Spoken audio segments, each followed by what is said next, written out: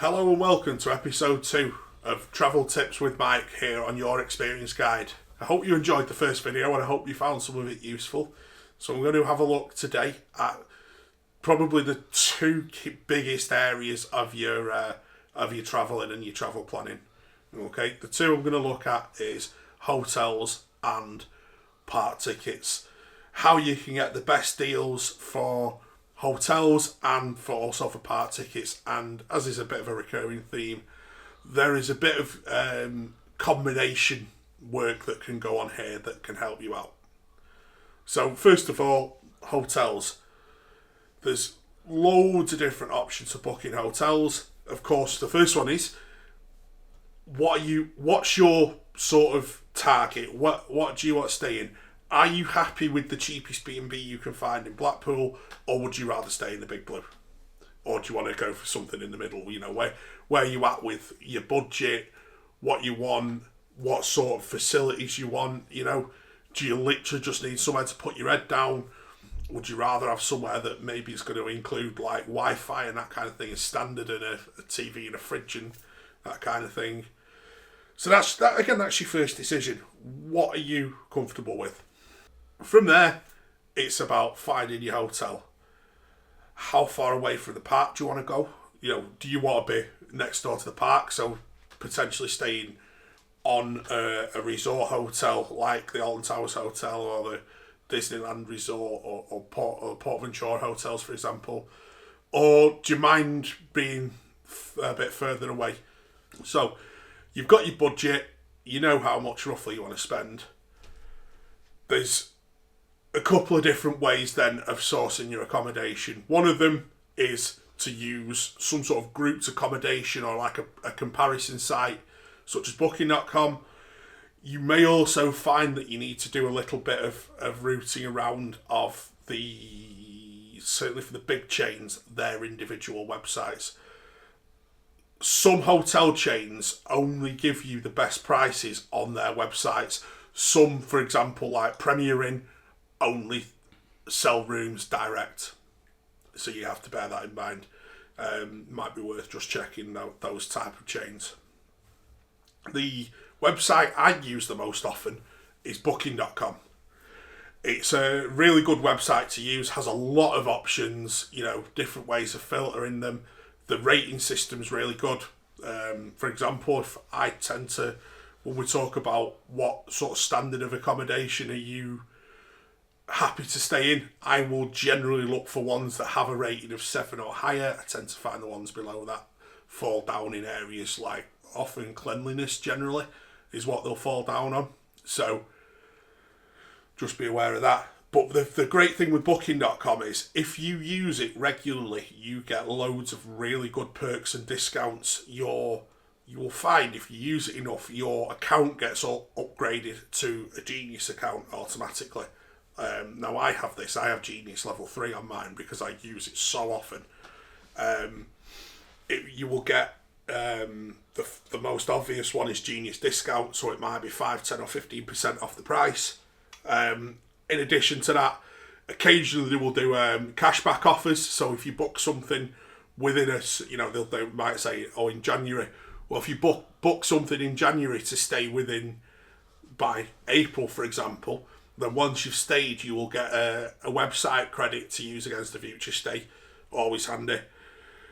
Be aware with booking.com that it offers mobile app only prices. So sometimes you will actually get the best price through their app rather than booking through the website. Now, what I sometimes do with this is because obviously you don't always want to be stuck trying to find something on your phone. I'll locate where I might want to stay through the website, but then I will use the app on my phone to book it and get the extra 10% or whatever it is off. You know, if you're staying for 3, 4, 5 nights and it's 500 quid, all of a sudden another 10% off is quite a nice saving. Another really good tip that I use is for hotels is take advantage of free cancellation offers. A lot of websites and certainly hotels will offer you the opportunity to book it with a free cancellation, and usually you don't have to pay there and then as well. This is handy if something comes up midway, say it's midway through the month, if you're like me, you get paid monthly, or it's a busy month, you can book your room and you can pay for it later, or pay for it at the end of the month, or pay for it on arrival. Also, if you're thinking of going somewhere and you're not quite sure, or the dates are a bit variable, stick it on. There's no harm in then just, if needs be, you can cancel it, and it's at no penalty to you. Be aware that you will probably pay a slight premium for this. It might be a few quid extra, as is always the way. A company is always going to give you a better deal if you pay up front than pay later. So if you're going to visit 3 or 4 parks in a few days, you might find that it's easier and more comfortable to locate yourselves in an area kind of in the middle of them. So say you're going to go to Efteling and Toverland, for example, and you're going to spend a couple of days at each. You might want to stay at a town that's kind of in the middle of both, somewhere like Eindhoven. The advantage to this might be that if anyone that's done road trips or long events will know, you find your way, you find yourself packing and unpacking a lot, and it's a little bit sort of stressful and arduous at times. If you pitch up, you've got a location, you don't have to mess about loading stuff in and out of the car every night.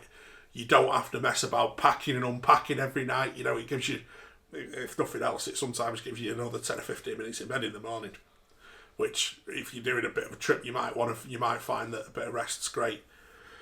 Also, might find that it just cuts down on travelling a little bit, or gives you more rest time, especially. A mistake that we made on our very first America trip back in 2019 is that we really badly overreached ourselves in terms of we squeezed so much in the week, but by the 3rd or 4th day we all burnt out, and there was, I think, everyone on the trip had at least one park that they didn't really enjoy because they were just so tired.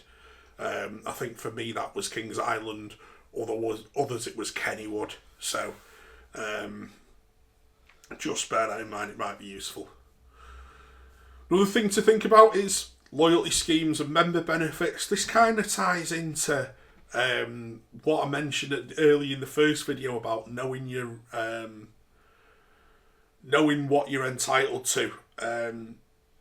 Quite a lot of the big hotel chains have some sort of membership scheme where, like Marriott or IHG, some of them give you, it might be somewhat as simple as preferential rooms or a preferential corridor or some little extra facilities. It might be something as simple as they'll give you a biscuit or something, or a gift when you check in to your room.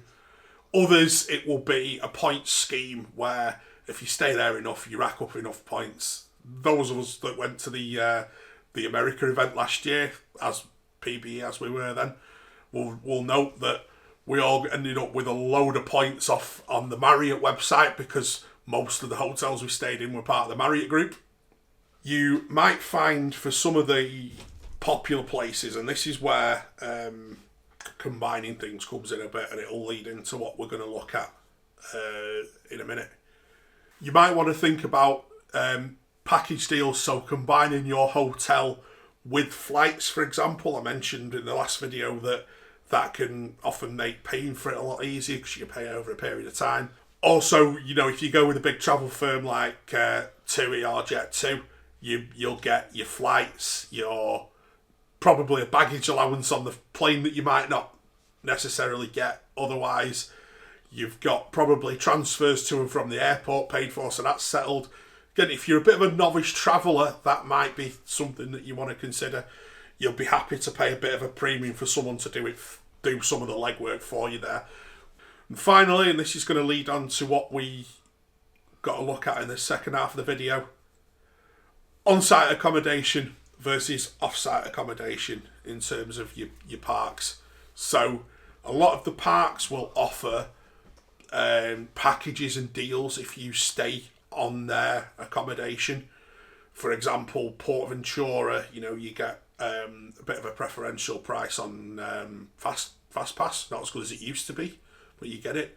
Or your hotel might include free tickets, particularly if you get them on some sort of offer. I'll talk about this about Black Friday in the third video. But Black Friday, you will get offers, particularly on American parks. You get discounted park tickets, you might get food and beverages included, so it's worth asking. And don't forget the other one that we all love, ERTs, morning exclusive ERTs. That links us on really nicely to our next section then, and probably the biggest section of this whole series really, which is park tickets. There are so many different ways of getting park tickets at a good price. Like I say, booking it as part of a hotel or a package deal, or third-party ticketing websites such as attraction tickets can be really good. For the first part, might have decided that you're going to stay in Portventure's hotel, for example, and you've added park tickets on as part of that deal. Lots and lots of options for park tickets. If you're going to visit loads of parks in the same chain, so if you know that say you're one of our overseas viewers and you're going to come to the UK and you're going to visit parks, you might find that buying a Merlin annual pass will save you a few quid. You know, if you're going to do a couple of days at Alton Towers, a couple of days at Thorpe Park, a day at Chessington, a day at Legoland, and of course it offers you, things like Sea Life and Waxworks and that sort of thing, you might find that that's a better option for you. Same with for ourselves going abroad, going to America. If you're going to hit 3 or 4 Cedar Fair parks in your trip, which is possible to do, same with Six Flags, their passes might well be a better option for you. And don't forget as well that usually annual passes and season passes usually include other discounts, so it might get you a cheaper hotel stay. Just as a tip for on site, it will probably get you some sort of merchandise discount. You'll probably have a favourable parking option, because parking in US parks is really expensive. It's like $30 for basic parking in a lot of parks, and like $60 and $70 for the type of premium parking that's 10 or 15. That's like 10, 15, £20 at Alton Towers, for example. And you get food offers, drinks offers, all that sort of thing. Some parks you will visit, smaller fairground parks type things, boardwalk parks, offer multiple ticket options such as paper ride or wristbands, like what Pleasure Beach used to do back in the day. Be aware that the best deal here might not be the all-you-can-ride wristband. I've just put a little thingy here for our Bottoms Pleasure Beach vlog we did recently, where we were going. We knew there was only a small number of rides we were gonna ride. There was 3 of us. I think a wristband would have been something like £20 each of us. So we'd have been paying something like £60 for wristbands that we really weren't going to use.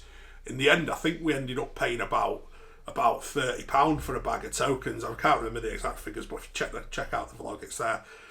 Because we totted up basically what rides we were all going to ride, how much the tokens were, and we just bought a bag of tokens and split between us. Again, I said this earlier on, do you really need that wacky worm in that kids' park? Is it really worth paying 20 quid entry fee to get our wacky worm? My next point comes down again to planning and research. If you know where you're going to go well in advance, like an America trip's obviously a big investment, so we tend to plan ours maybe 12 months in advance, have an idea of where we're going to go in and where we're going to go and when we're going to go there. This can open you up to really good offers. Start of the season. I mentioned about season passes before. How many parks you see that do a really good season pass price, like the Pleasure Beach pass was 100 quid. Well, if I'm an overseas visitor and I'm going to go to, I know I'm going to go Pleasure Beach for a couple of days, and there's another little caveat to hear that in a minute, but if I know I'm going to go Pleasure Beach for a couple of days next year, why wouldn't I pay £100 for a season pass when it's £52 to get in a day? And you get your merchandise and food discounts on top of that. So if you can book in advance, and Black Friday, particularly for American parks is absolutely massive. So you get some really, really good offers on Black Friday. Bear that in mind. Those offers, there's going to be something that you can usually take advantage of combo tickets as well. Give you an example. Our trip to Cedar Point in June, we've booked a package where we get our accommodation at Breakers. Granted, was quite expensive, but package at Breakers, 2 days park tickets and 2 days beverages, or you can drink beverages for in a deal. And I think it only added on the park tickets and beverages was only adding on around about $100, $150, $200 each. Well, when you think standard park ticket is $50 on its own for one person, that's a no-brainer, because your drinks are worth the weight in gold literally over there. Like I say, if you can get some sort of, they do tend to offer other sort of deals that might include parking, Fast Lane Plus, or Fast Track, or Speedy Pass, or whatever that parks thing is. Parking, again, I mentioned parking is really expensive at parks in America. Food and drinks, fun pics if you like getting on ride pictures. Finally, for this video, some parks have reciprocal agreements for their season pass holders, Blackpool Pleasure Beach being a great example here of the parks in Europe, and I'm going to look at this in next week's video in a lot more detail, together with my general hints and tips that I've learned over my years of travelling and planning trips. Thank you for watching, everyone. As ever, leave a like, comment, subscribe, and I will see you in the next video of this series.